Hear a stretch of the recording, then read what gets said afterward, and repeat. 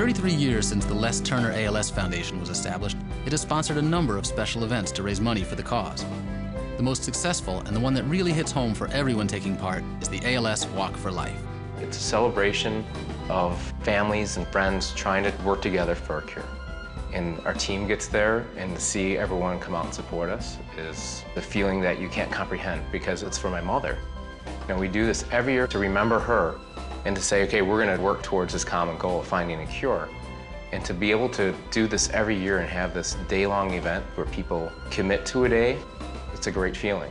Such an awesome day. I love the energy around it. I love how it's grown. It's a family event. Our kids look forward to it, and it just brings family and friends together. It's a whole day in memory of Maria, and I love that day. It's a wonderful day. The Culliton family has been participating in the walk every year since it started in 2002. In that time, it has proven to be a huge success, bringing in over $5.5 million. But it's also a bittersweet reminder of the Cullitons' loss. My mom, she was such a lovely lady. Great mom, very loving. My mom just had a heart that was amazing. You know, 5 kids, and she gave through all of us and had tremendous friends and relationships, and you could just see in her smile and her laugh and how she would talk to you and look at you, just what a warm and loving individual she was. Even when she was sick, she would look around and there would be this huge, heartwarming smile, and her smile was infectious. It was warm and touching and infectious. And I miss that. I miss it every day. Every 90 minutes, someone in the United States is diagnosed with amyotrophic lateral sclerosis, or ALS, a terminal neuromuscular disorder that gradually causes all the muscles in the body to weaken until total paralysis sets in. The symptoms are mild at first and can start in a number of ways: a faint tingling in the fingers, tripping more than usual, or in Maria's case, a slight slur in speech. Maria was so anxious to hear the cause of her voice problems and things that were going on at the time, and they were relatively minor. And then when he finally gave us the diagnosis, it was like a hammer hit us in the head. Better known as Lou Gehrig's disease, ALS has been linked to one man, the New York Yankee icon, and the way it affected him, forcing one of the most powerful men in baseball to retire because he no longer had the strength to play. But as Maria would learn, Gehrig's illness was far from an isolated case. I probably knew more about it than she did, only because I was a big baseball fan when I was a kid. After Maria was diagnosed, then you start doing some real research and you find out, what the disease is all about. It's such a cruel disease from the standpoint that your mind is completely intact, but your body won't comply with what you want it to do. And it's just so hard to see people go through that, just the way it progresses. We really didn't think Mom had anything. We had no idea. She just seemed perfectly normal.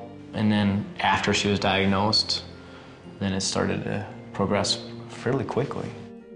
ALS is not a long-term disease. Typically, patients live 2 to 5 years after onset of symptoms, and there is no known cause or cure.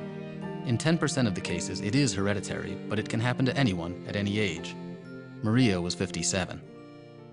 She had accepted the fact that ALS was probably going to take her life at some point, but she wanted to live that life as normally as possible. And life has to go on normally, even though you have this disease. But normal changes as the disease progresses.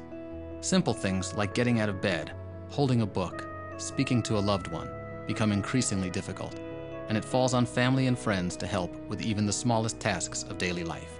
I knew what to expect, but when you're going through it, it's different than just reading it in a book. And, you learn along the way. At least I did. It's hard because it's not something that you can fight for and maybe prolong your life. There's nothing. All you can do is continually make people aware that we don't have a cure yet, and we really need your help. That was the reason the foundation was started in 1977. At the time, it was a small group of friends trying to find answers for one patient, Les Turner. Today, the foundation is one of the leading ALS organizations in the world, providing a multitude of services and support for more than 600 patients and families living in the Chicagoland area. One of the first places Maria turned after being diagnosed was the Les Turner Lois Insolia ALS Center, a multidisciplinary clinic for people with ALS, where patients and their families can meet with a wide range of medical experts who explain how to manage the disease as it progressively robs them of their ability to move, speak, swallow, and finally, to breathe. As patients' abilities diminish, the more care they need, and that can get very expensive. It costs thousands of dollars for a computer that allows patients to communicate, and hiring professional caregivers to help with the challenges of daily life can wipe out a family's savings. The foundation has programs that not only help ease the burden of these expenses, but also improve the quality of patients' lives. The foundation's amazing. It provides such great resources for not just the patients who need support, but their families as well. You see the money being used positively. People who are impacted by the disease have access to home care and to equipment that they're normally not used to receiving or they couldn't afford. Those are great benefits. And I think the research really, at least for me, knowing that my mom's already lost her battle with this, is the most important. A cure has to be found. That has been the foundation's goal from the very start. The first money they raised went toward establishing a small research laboratory at Northwestern in 1979. Over the years, it has grown in size and stature under the leadership of Dr. Tipu Siddique, whose team has been recognized internationally for finding several genetic links to the disease, including one in the past 6 months, which he recently reported to the board. I think it's great that the research is there and they're learning more about it. But Dr. Siddique talks and we all sit in the room and go, oh my God, what's he talking about? He speaks at such a high level and he gets so excited about it because he knows he's found this and that. I wish I could explain that, you know, I just know that he gets excited, so then we get excited. Last year, the foundation expanded its research efforts with a second laboratory headed by Dr. Hande Oosdenlaer, who has extensive expertise in neuromuscular biology. This team is working to determine why motor neurons in the brain degenerate in ALS. Many of these programs could not exist without help from families like the Cullitons, who have been involved in various activities over the years. I remember the second Cross Country for a Cure. I think we raised $7,000 and it clicked. For her, it was like, we have to do this. Maria could participate in only a handful of events before she became too ill, but her family has stayed true to her cause. For the past 8 years, their team, Marching for Maria, has been among the top 10 fundraisers at the walk. One of her directions to us was to continue to work for a cure for ALS.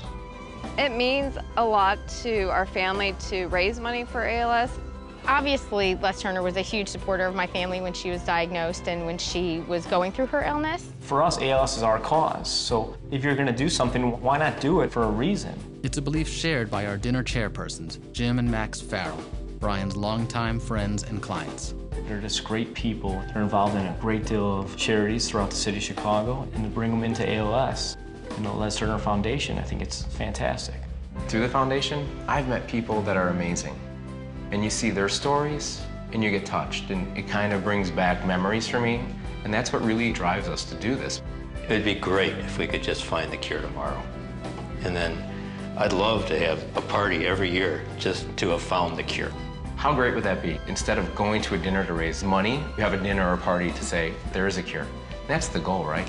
And I think that's really important that not a few people in the audience believe in it, but as a group, you have to believe that we're doing the right thing, and we are going to succeed in finding a cure for this disease. Tonight, we honor the Culliton family for their continued dedication and for making their love for Maria a source of hope for us all.